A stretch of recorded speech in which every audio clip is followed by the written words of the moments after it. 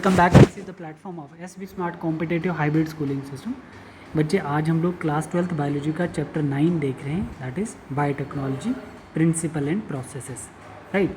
तो बच्चे आप देखोगे इसमें सिर्फ हमने पहले प्रिंसिपल और प्रोसेसेस पे डिस्कस करना है, फिर 10th चैप्टर में हम जाके देखेंगे एप्लीकेशन ऑफ बायोटेक्नोलॉजी।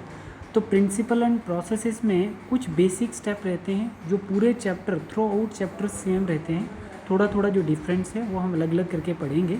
बट पहले आपने इसका प्रॉपर प्रोसेस समझना है कि रिकॉम्बिनेंट डीएनए टेक्नोलॉजी क्या होता है।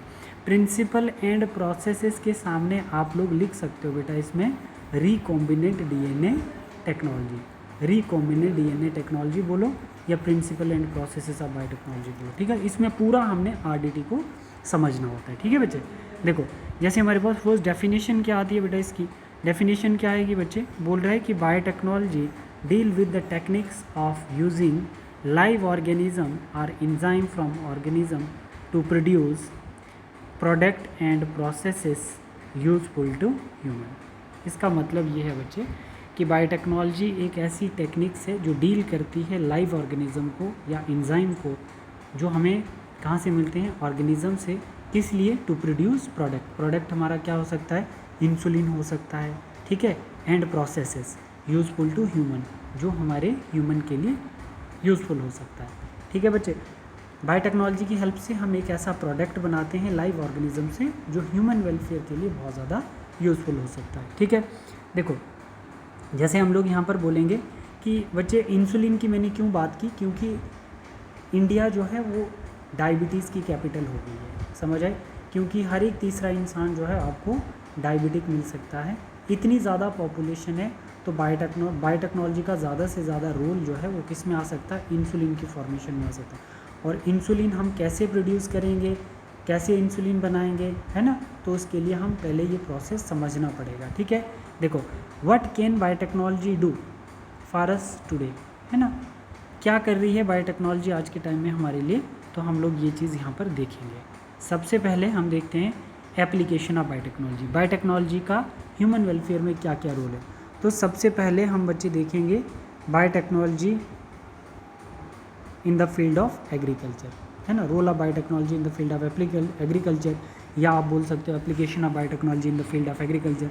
एग्रीकल्चर में बायोटेक्नोलॉजी का क्या रोल है, मेडिसिनल फील्ड में बायोटेक्नोलॉजी का क्या रोल है, ट्रांसजेनिक एनिमल में बायोटेक का क्या रोल है, ये चीज़ हमने देखनी है। आपने देखा बच्चे जैसे गोल्डन राइस है ना, विटामिन ए जिनसे मिलती है, तो गोल्डन राइस में भी बायोटेक का सबसे इम्पॉर्टेंट रोल है एग्रीकल्चर फील्ड में।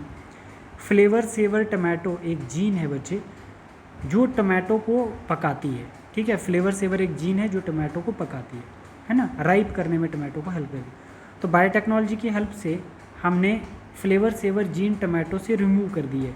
तो अब टमाटो के अंदर पकने वाली जो जीन होती है बच्चे, वो अगर हमने निकाल दी है तो उसकी शेल्फ़ लाइफ इंक्रीज़ होगी बेटा। टमाटो की शेल्फ़ लाइफ इंक्रीज़ होगी। आप लोग खुद भी सोच सकते हो टमाटो आजकल इतनी जल्दी ख़राब होते नहीं है ना, वो बायोटेक्नोलॉजी की हेल्प से।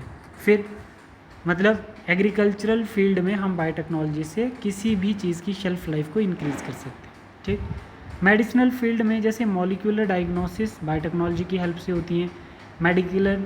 जैसे मॉलिक्यूलर डायग्नोसिस में पीसीआर आ गया, एलिजा आ गया, ऑटो रेडियोग्राफी आ गया। तो पीसीआर टेक्निक्स जो होता है वो जैसे कोविड टेस्ट जो था वो आरटीपीसीआर था, है ना, reverse transcriptase polymerase chain reaction, RTPCR test था, वो भी बायोटेक की हेल्प से होता है। उसको मॉलिक्यूलर डायग्नोस बोलें। हम कैसे डायग्नोस कर सकते हैं कि इसको कोविड हुआ है? With the help of PCR is a biotech. ELISA test enzyme linked immunosorbent assay, है ना बच्चे। तो जो एलिजा टेस्ट है बच्चे, एलिजा टेस्ट जो है ये भी मॉलिक्यूलर डायग्नोसिस किससे? बायोटेक से रिलेट करता है। ऑटो रेडियोग्राफी जो भी आप एमआरआई वगैरह जितने भी आप करते हैं बच्चे, तो वो सब किससे? बायोटेक से रिलेट करता है। ये मॉलिक्यूलर डायग्नोसिस हैं बायोटेक की मेडिसिनल फील्ड में। अच्छा जैसे हार्मोन फॉर्मेशन हो गया by the help of biotech. Insulin सबसे इम्पोर्टेंट, इंसुलिन जो है बेटा, है ना, इंसुलिन जो है ह्यूमन के सेल से ही बनाया जाता है। पहले पिग का इंसुलिन यूज़ किया जाता था जिन लोगों को डायबिटीज़ होती है, बट पिग्युलिन और ह्यूमन सेल्स का जो प्रोटीन स्ट्रक्चर था वो डिफरेंट होता था, जिसकी वजह से बॉडी एलर्जिक रिस्पॉन्स शो करती थी। और फिर अमेरिकन एक लेबॉर्ट्री है, ठीक है, इलाइली, जिस लेबॉर्ट्री में रिसर्च हुई कि ह्यूमन सेल से भी इंसुलिन को प्रोड्यूस किया जा सकता है, जिसका स्ट्रक्चर बिल्कुल सिमिलर है और एलर्जी कॉज नहीं करता है। ठीक है, थायरॉक्सिन हो गया, ग्रोथ हार्मोन हो गया, ये भी बायोटेक से ही बनाए जाते हैं। ग्रोथ हार्मोन जैसे आप देखते हो जितने भी स्टीरॉयड दिए जाते हैं, ठीक है, तो स्टीरॉयड में ग्रोथ हार्मोन होते हैं बेटा। ठीक है, जैसे जीन थेरेपी हो गया बच्चे, जीन थेरेपी है, जीन को, खराब जीन को डिसऑर्डर जीन जो होती है उसको करेक्ट कर देना इस टेक्निक से। तो ये सब आप देख सकते हो बायोटेक्नोलॉजी की application in the field of. ठीक है बच्चे, आपने मेडिसिनल फील्ड में बायोटेक्नोलॉजी का रोल देखा, एग्रीकल्चर फील्ड में बायोटेक्नोलॉजी का रोल देखा।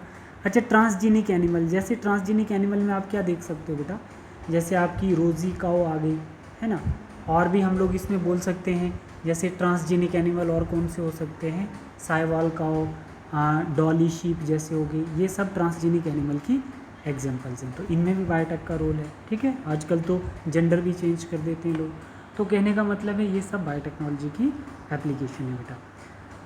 Principal of biotechnology, simple principal of biotechnology क्या होता है, फिर प्रोसेस देखेंगे। प्रिंसिपल जो होता है बायोटेक्नोलॉजी का, एक जेनेटिक इंजीनियरिंग है और एक आपकी मेंटेनेंस ऑफ स्टीराइल इन्वायरमेंट है। तो हम इसको बोल सकते हैं बेटा, ये जेनेटिक इंजीनियरिंग जो है हमारी, ये मॉडर्न इंजीनियरिंग है। ये है आपकी मॉडर्न बायोटेक्नोलॉजी, ये मॉडर्न बायोटेक्नोलॉजी। और ये जो स्टीराइल इन्वायरमेंट प्रोवाइड किया जाता है, ये क्लासिकल बायोटेक्नोलॉजी है, ये क्लासिकल बायोटेक्नोलॉजी है। ठीक है बच्चे, ये क्लासिकल बायोटेक्नोलॉजी है।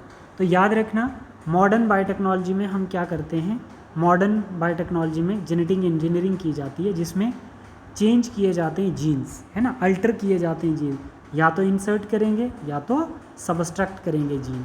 ठीक है, या तो डीएनए निकालेंगे या तो डीएनए डालेंगे, उसको जीन मैनिपुलेशन बोला जाता है, वो जेनेटिक इंजीनियरिंग नहीं होता। अब इंसर्ट और सब्सट्रैक्ट करना ही सिर्फ बायोटेक्नोलॉजी नहीं है, जहाँ से हम जीन निकालेंगे वहाँ पर एक माइक्रो फ्री इन्वायरमेंट होना चाहिए, मेंटेनेंस ऑफ स्टीराइल इन्वायरमेंट, है ना, इन्फेक्शन फ्री। मेंटेनेंस के लिए टूल प्रोवाइड किया जाता है जिसको हम बायोरिएक्टर कहते हैं, जिसमें मैक्सिमम ग्रोथ शो करते हैं ऑर्गेनिज्म।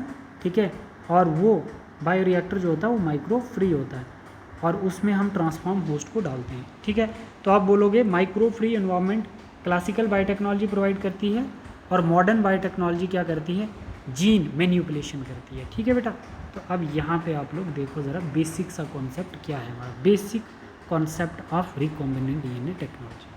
सबसे पहले बच्चे हमने क्या किया, ये ह्यूमन सेल है, ठीक है, ये उसका न्यूक्लियस आ गया और उसके अंदर ये डीएनए आ गया। ठीक है बेटा, ये डीएनए आ गया। ठीक, यहाँ पे आपका बैक्टीरियल सेल आ गया, ये बैक्टीरियल सेल का न्यूक्लियोइड आ गया। न्यूक्लियोइड और न्यूक्लियस में फ़र्क होता है कि इसके बाहर न्यूक्लियर मेम्ब्रेन नहीं होगी, ठीक है, और इसके बाहर न्यूक्लियर मेम्ब्रेन है। और ये एक्स्ट्रा जेनेटिक मटेरियल है जिसको हम प्लाज्मिड कहते हैं बैक्टीरिया के अंदर। तो सबसे पहले इस बैक्टीरिया से क्या किया, इधर से डीएनए, ये प्लाज्मिड जो है ये बाहर निकाला है। ठीक है, ये प्लाज्मिड जो है एक्सट्रैक्ट किया है किसकी बॉडी से, ई कोलाई की बॉडी, ई कोलाई की बॉडी से प्लाज्मिड को एक्सट्रैक्ट किया। सेम यहाँ पर ह्यूमन सेल एक सोर्स है किसका, डीएनए का, और इधर से सेम ऐसे दो डिफरेंट साइंटिस्ट है, हर्बर्ट बॉयर और Stanley कोहिन। Herbert Boyer human cell से डीएनए निकाल रहा है, स्टेनले कोहिन बैक्टीरियल सेल से प्लाज्मिड निकाल रहा है। क्लियर है बच्चे बात? ठीक है, अब ये डीएनए जो इन्होंने निकाला ये डिजायर्ड जीन है। क्या है? डिजायर जीन है। इसको हम इंसुलिन प्रोड्यूसिंग जीन भी बोल सकते हैं। ठीक है बच्चे, अब आपको पता है कि डीएनए का एक लंबा धागा है, ये डीएनए का धागा है, और इस डीएनए के सेगमेंट को हम लोग क्या बोलेंगे, जीन बोलेंगे।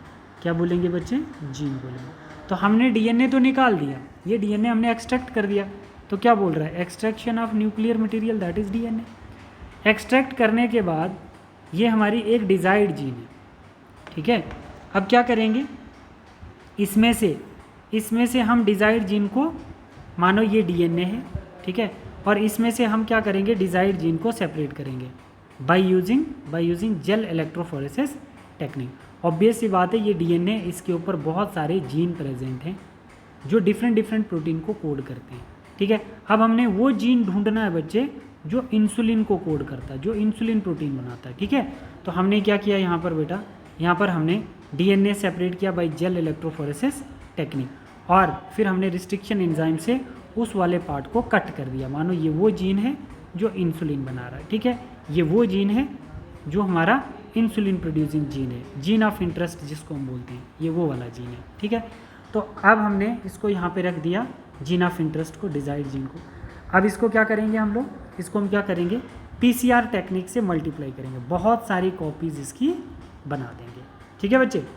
सबसे पहले देखो, बहुत सारे DNA थे एक्सट्रैक्ट किए हुए, इस DNA में से हमने क्या किया, हमने डिजायर्ड जीन को निकाला। कैसे निकाला, जेल इलेक्ट्रोफोरेसिस टेक्निक से। जेल इलेक्ट्रोफोरेसिस टेक्निक क्या करती है, बड़े बड़े सेगमेंट को पीछे रख देगी, छोटे छोटे सेगमेंट को आगे करेगी। तो ये हमारे पास नेगेटिव इलेक्ट्रोड रॉड है, ये पॉजिटिव है, ठीक है। तो छोटे छोटे जेल बेड पे जो पीस होते हैं DNA के वो आगे चले जाते हैं। जितना छोटा पीस होगा तो उसमें हम चेक करेंगे, उस छोटे पीस में हम चेक करेंगे कि एक ही जीन होगा और वो जीन किस प्रोटीन को कोड करता है वो चीज़। तो उसमें से हमने देखा, माना ये जीन प्रोटीन को कोड कर रहा है, उसी को हमने जीन ऑफ इंटरेस्ट बोला, ठीक है। उसी को हमने रिस्ट्रिक्शन एंजाइम से कट करके यहाँ पे रख दिया, उसको हमने बोला डिजायर जीन।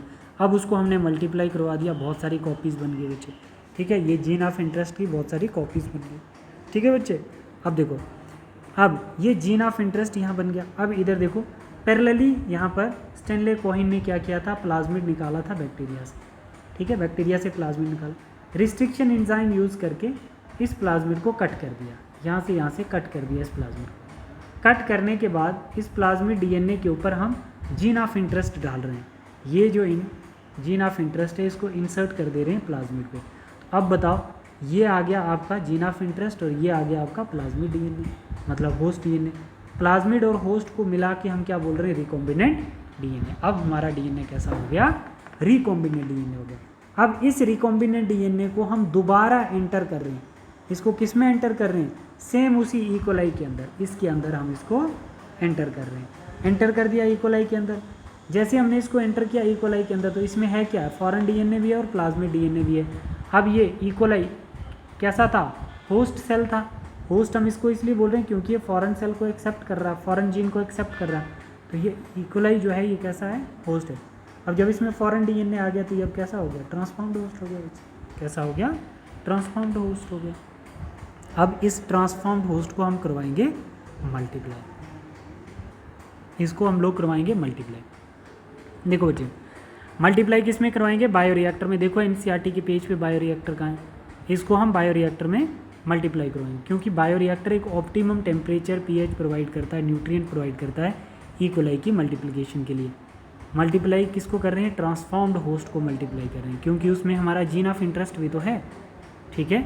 मतलब हम बैक्टीरिया की मशीनरी को यूज़ कर रहे हैं, ठीक है। अब जब ये मल्टीप्लाई करेगा बायोरिएक्टर के अंदर ई कोलाई बैक्टीरिया, तो ये एसेक्सुअली मल्टीप्लाई करेगा, ठीक है। तो हमारे पास बहुत सारी डॉटर ई कोलाई बन जाएंगे, बहुत सारी डॉटर ई कोलाई बन जाएंगे, ठीक है। इनको हम प्रोजनी भी बोल सकते हैं। अब देखो, इन सब में क्या एक्सप्रेस हो रहा है बच्चे, फॉरेन DNA एक्सप्रेस हो रहा है, सब में फॉरेन DNA एक्सप्रेस हो रहा है। तो यहाँ तक एक्सप्रेस ऑफ फॉरेन DNA या प्रोडक्शन ऑफ डिजायर्ड प्रोटीन, तो मतलब हमारी डिजायर्ड प्रोटीन की प्रोडक्शन हो रही है बच्चे। आपको पता है कि 1 handful of soil 100 of bacteria, ठीक है। क्योंकि सबसे ज़्यादा वर्ल्ड में फास्ट मल्टीप्लाई कौन करता है, आपके बैक्टीरिया करते हैं बेटा। तो हमने बैक्टीरिया की मशीनरी यूज़ करके अपना इंसुलिन प्रोड्यूसिंग जीन मल्टीप्लाई करवा दिया। तो यहाँ तक जो प्रोसेस है बच्चे, इसको हम लोग अपस्ट्रीमिंग प्रोसेस बोलते हैं। क्या बोलते हैं, अपस्ट्रीमिंग प्रोसेस बोलते हैं। मतलब जब तक हमारा डिजायर जीन प्रोड्यूस नहीं हुआ है बहुत सारे अमाउंट में, उस तक, वहाँ तक के प्रोसेस को हम क्या बोलते हैं, अपस्ट्रीमिंग प्रोसेस बोलते हैं, ठीक है बेटा। अब हम क्या करेंगे, ये कलेक्ट करेंगे बच्चे, ये जो डिजायर जीन है ये कलेक्ट करेंगे, ये कलेक्ट करेंगे। एडिशन ऐड करेंगे, सबसे पहले प्रिजर्व करेंगे, एडिशन ऑफ प्रिजर्वेटिव, है ना, कुछ प्रिजर्वेटिव ऐड करेंगे, ख़राब ना हो जाए। प्यूरीफाई करेंगे बच्चे, इसको क्या करेंगे, प्रिजर्वेटिव ऐड करेंगे, प्यूरिफिकेशन करेंगे, कलेक्शन करेंगे बेटा, क्या करेंगे, कलेक्शन करेंगे, सेपरेशन ऑफ प्रोटीन्स, ठीक है। सेपरेशन ऑफ प्रोटीन्स मतलब हम इस डिजायर्ड जीन को प्रोटीन से अलग करेंगे बेटा, ठीक है। ऐड करेंगे, प्रिजर्व करेंगे, प्यूरिफाई करेंगे, कलेक्शन करेंगे, सेपरेशन करेंगे प्रोटीन की। इस प्रोसेस को हम बोलते हैं डाउनस्ट्रीमिंग। सिर्फ इस स्टेप को हम डाउनस्ट्रीमिंग बोलते हैं, बाकी इससे ऊपर जितना भी है वो आपका अपस्ट्रीमिंग प्रोसेस होता है। जब हमने कलेक्ट किया, अब हम भेज देंगे क्लिनिकल ट्रायल्स के लिए। जब हमारा क्लिनिकल ट्रायल में चले जाएगा बच्चे, जो डिजायर्ड जीन था हमारा इंसुलिन प्रोड्यूसिंग जीन, अगर ये सही हो गया तो हम इसको मार्केट भेज देंगे बच्चे। ठीक है। अगर हमारा एक्सपेरिमेंट ठीक हुआ तो हम इसको मार्केट भेज देंगे सेल करने के लिए।